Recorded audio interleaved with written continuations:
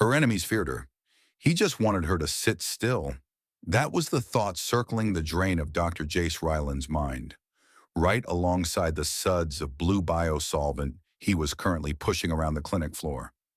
It was 0300 hours on Outpost 42, the time of night when the ventilation fans hummed a lonely, rattling tune, and the universe felt particularly vast and indifferent to a man just trying to finish his shift. Then the airlock hissed open, not the polite pneumatic sigh of a scheduled patient, but the violent, gasping override of an emergency breach. High Marshal Vera of the Kalori hegemony did not walk into the room. She occupied it. She was 7 feet of violet-hued chitin in terrifying elegance, a living weapon whose reputation had dissolved entire planetary governments.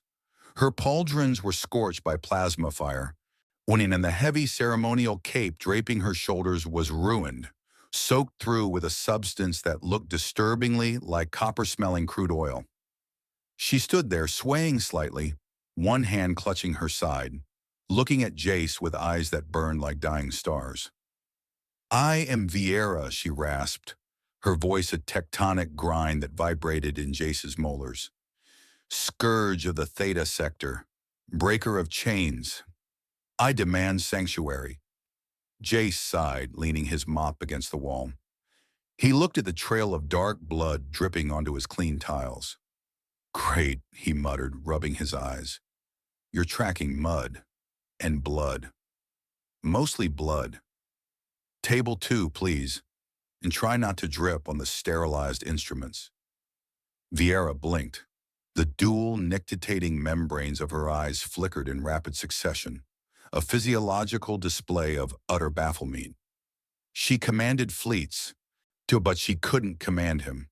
She remained rooted to the spot, her breathing ragged, waiting for the terror, the groveling, the recognition that she was the apex predator of this quadrant.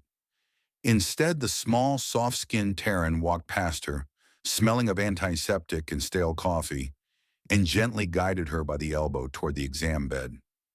"Up you go," Jace said, patting the synthetic leather. "Come on, I don't have all night, and you look like you're about to keel over." It was the touch that did it. To Jace, it was a standard patient assist. To Vera, it was a biological shock to the system.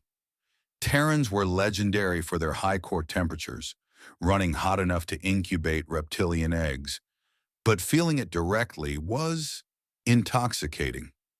The heat from his hands seeped through the gaps in her combat plating, radiating into her cool, sluggish bloodstream. Her primary heart stuttered, and her secondary heart kicked into a frantic rhythm to match it. She sat, mostly because her knees suddenly felt like water. He treated a warlord like a common cold. That was the only explanation. Jace was already bustling around, snapping on gloves and pulling a scanner from the overhead rig. He wasn't looking at her crest, which was flared in aggression, or the serrated spikes on her forearms. He was looking at the jagged laceration in her side with the critical, narrowed eyes of a mechanic looking at a bad carburetor. This is fatal," Vera whispered, her voice losing its edge. "The blade was poisoned." "Uh-huh," Jace said distractedly. He pressed a warm, humming device against her ribs. "Hold your breath. Or, stop spiraling your gills. Whatever you do, I do not spiral," she hissed, though the pain was making her vision swim. "Look, Your Highness. Is it Highness? Marshal?" "Look, Vera," Jace corrected himself, his voice dropping an octave, softening into that confusing, melodic tone humans used when they were trying to soothe frightened animals. "I need you to lower the combat shielding on your torso. I can't stitch you up if you're bulletproof." "I am not bulletproof," she said, her pride warring with the cozy warmth radiating from him. "I am resistant to kinetic impact." "Right. Semantics." Jace stepped closer, invading her personal space with an utter lack of survival instinct. Honestly, it was terrifying. If she twitched, she could eviscerate him. but he moved with a fluid, oblivious confidence, his hands hovering over the wound. "I'm going to clean this now," he murmured. "It's going to sting, like a lot. And I'd offer you a sedative, but Kylori physiology usually interprets human anesthetics as a challenge to dual-wield axes. So we're doing this the old-fashioned way." He didn't wait for permission. He applied the biofoam. Vera didn't scream. She was a high marshal after all. But a low, chittering sound escaped her throat, her claws digging into the edge of the mattress, shredding the fabric. Jace didn't flinch. He didn't recoil. He did something worse. He rested his other hand on her uninjured shoulder, his thumb rubbing small rhythmic circles against the rigid plating of her clavicle. "Easy," he whispered. "I've got you. Just breathe." The sensation derailed her entire neural network. The sheer, unadulterated heat of him was seeping into her marrow. It was a biological override. In the cold vacuum of space, amidst the sterile hierarchies of her fleet, touch was a transaction of violence or ceremony. This, this aimless, non-functional contact was alien. It was inefficient. It was wonderful. Her scales, usually a matte, dusky purple, began to ripple with a soft, bioluminescent flush, a physiological betrayer of intimacy she hadn't displayed since her hatchling days. "Why do you do that?" she managed to ask, her voice thick. "Do what?" Jace asked, eyes focused on the suturing laser as he knit her flesh back together. "You touch without purpose," she accused, though she leaned imperceptibly into his hand. "You offer heat. You do not fear the predator." Jace paused, finally looking up. His eyes were tired, brown and painfully ordinary, crinkled at the corners. He wiped a smudge of blue blood from his cheek with his shoulder. "I'm a doctor, Vera. When you're not a predator right now, you're a patient, and you're shivering." He pulled the laser away, inspecting his handiwork, then reached behind him to grab a thermal blanket, a fuzzy, ridiculous thing with a pattern of stars on it. He draped it over her shoulders, tucking the ends in around her spikes with the same casual efficiency one might use to wrap a sandwich. "There," he said, stepping back and crossing his arms. "Better?" Vera looked at the human. He was soft, fragile, and possessed no natural armor. He had just cleaned a wound that would have killed a lesser being and scolded her for bleeding on his floor. And now he was keeping her warm. The culture shock hit her harder than the poison. She felt a strange tightening in her chest, a realignment of gravity. She started, but the words failed her. "Just rest," Jace said, returning back to his mop. "The assassins can wait until morning. I haven't even had my coffee yet." The quiet hum of the clinic didn't last long. It was the smell that gave them away first, the ozone-heavy scent of illegal cloaking tech, and the sharp metallic tang of combat stimulants. Jace didn't even put down the mug of lukewarm synth coffee he'd finally managed to pour. He just looked at the main door and sighed. "I mean, they really have no respect for the no shoes, no shirt, no service sign. Do they?" he muttered. Vera was off the bed in a blurred violet streak, despite her side being held together by little more than hope and high-grade medical adhesive. She reached for the ornamental blade at her hip, but her fingers fumbled. The poison was still a ghost in her system, making her primary heart skip like a damaged recording.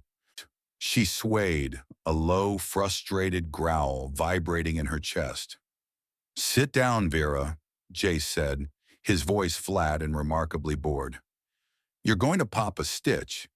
"They are coming for my head, Terran," she hissed, her crest snapping open in a desperate display of bravado. "The Red Sun cartel does not leave survivors. You should flee." Jace didn't flee. He took a slow sip of his coffee and walked over to the main console. "Honestly, I don't know. Maybe I've just lived on this rock too long, but I'm really not in the mood for a cleanup on Aisle 4. The airlock hissed and then buckled. Three figures in jagged charcoal gray armor forced their way in, their plasma rifles sweeping the room with lethal intent. They didn't see a legendary high marshal. They saw a wounded target and a soft, defenseless human in a stained lab coat. Medical sanctuary, where assassins meet plasma cutters, Jace whispered to himself. He didn't reach for a gun. Instead, he tapped a sequence on the sterile, white touchscreen of the diagnostic hub. Suddenly, the air in the center of the room didn't just thicken, it solidified. The clinic's containment fields, designed to isolate highly infectious pathogens or stabilize exploding organs, flickered into life. To the assassins, it was like running full tilt into a wall of solidified time. They were frozen mid-stride, their rifle muzzles glowing with useless, trapped energy. Vera stared, her dual hearts sinking in a rhythmic thud of pure, unadulterated shock. She watched as Jace calmly walked to the tool rack and picked up a heavy-duty surgical bone saw. He didn't look like a warrior. He looked like a man who was very tired of being interrupted. He didn't kill them. He just adjusted the field intensity until their armor began to groan under the atmospheric pressure, effectively pinning them to the floor, like insects in a display case. Knowledge of the environment, Jace said, glancing back at Vera with a small, crooked smile. It beats firepower every time. Truth is, I know every circuit in this room better than I know my own mother. Vera sank back onto the exam table, the adrenaline fading into a warm, heavy glow. She looked at Jace, this small, fragile nurturer who had just neutralized a strike team with the same casual air he used to mop the floor. She realized then that his refusal to worship her wasn't an insult, it was a gift. He saw the person beneath the titles, the biological reality beneath the myth. Even legendary figures have physical limits, and for the first time in centuries, she felt the profound, psychological relief of simply being cared for. By the time the Kylori extraction fleet arrived at dawn, the assassins were neatly bundled for the local authorities, and Vera was sitting in a chair, wrapped in her star-patterned blanket, watching Jace finalize her discharge papers. The docking bay of the outpost was cold, but Vera felt like she was carrying a small sun inside her chest. As her honor guard stood at stiff attention, waiting to whisk her back to the safety of the hegemony, she stopped at the airlock. She turned to Jace. He looked ridiculous, standing there with his hands in his pockets, his hair a mess, smelling of that bitter Terran bean water. "You are a strange creature, Jace Rylan," she said. And her voice wasn't a tectonic grind anymore. It was soft, almost a purr. "You treat the scourge of the Theta Sector like a common cold." Jace shrugged, a faint blush creeping up his neck. "Well, a fever's a fever. Doesn't matter if you have one heart or two." Vera reached out. She didn't grab him. She didn't demand anything. She simply rested her palm against his cheek, letting the Terran empathy, that baffling, radiant warmth, soak into her skin one last time. It was a sacred pact, a silent acknowledgement of the human bond that defied every law of xenobiology. "I will remember the heat," she whispered. She stepped into the airlock, the heavy metal door sliding shut between them. Jace watched the ship depart, a tiny spark of light against the velvet black of the void. He stood there for a long time, the silence of the clinic returning, feeling the lingering warmth on his skin. Then he sighed, picked up his mop, and went back to work.